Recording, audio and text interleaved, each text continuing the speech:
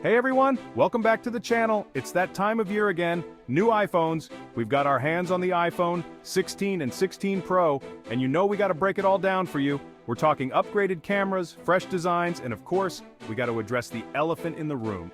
Are these upgrades worth the price tag? We'll be diving deep into all the specs, the performance, the camera quality, and giving you our honest opinions on whether these new iPhones are a hit or a miss. Stick around to the end because we're gonna help you figure out if it's time for you to upgrade or maybe wait it out for next year.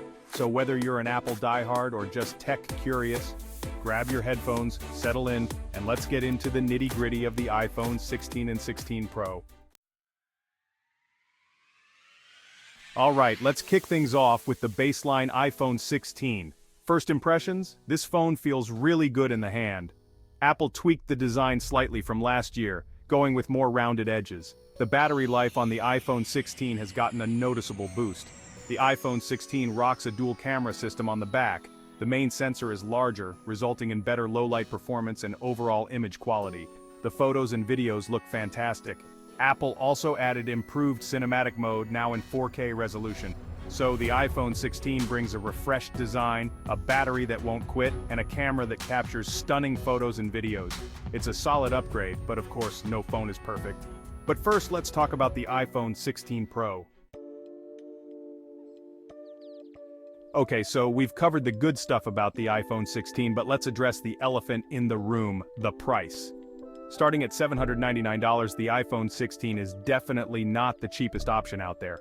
And while it does offer some solid upgrades, that price tag might be a deal breaker for some, especially with so many great mid-range phones hitting the market. Another thing that some users might find disappointing is the lack of a headphone jack. Yes, we know it's been a while since Apple ditched the headphone jack, but some people still prefer that wired connection for their audio. Of course, you can always use the Lightning to 3.5mm adapter, but it's an extra thing to carry around, and let's be real, it's just not as convenient. Finally, let's talk color options. While the iPhone 16 does come in a few different colors, the selection is a bit limited compared to some of the competition.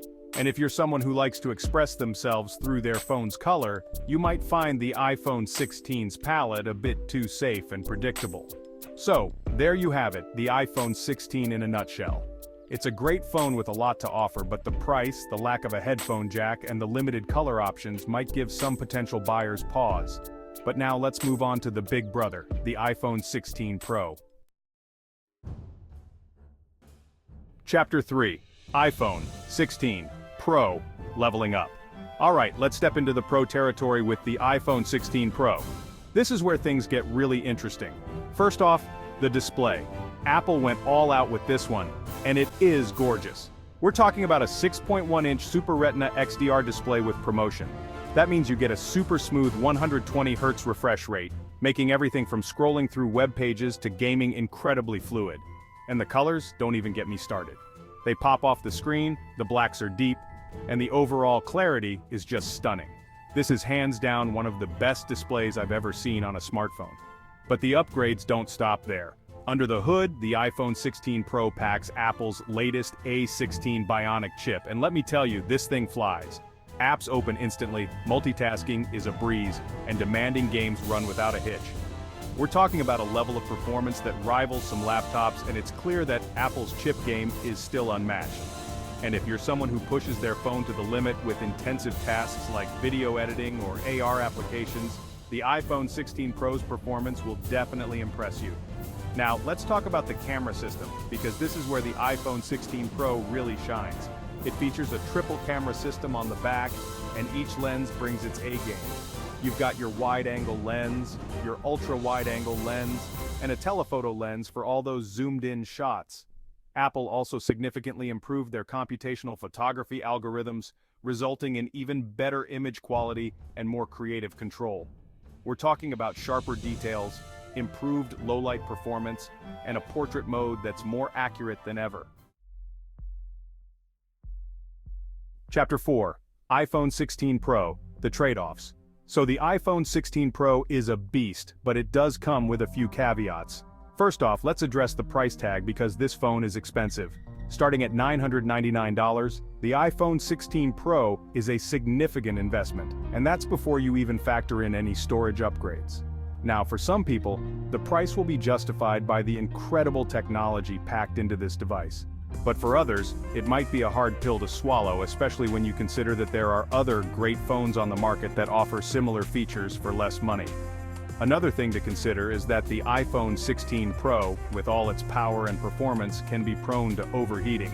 We've experienced this firsthand during some of our testing, particularly when pushing the phone with demanding tasks like gaming or using the camera for extended periods.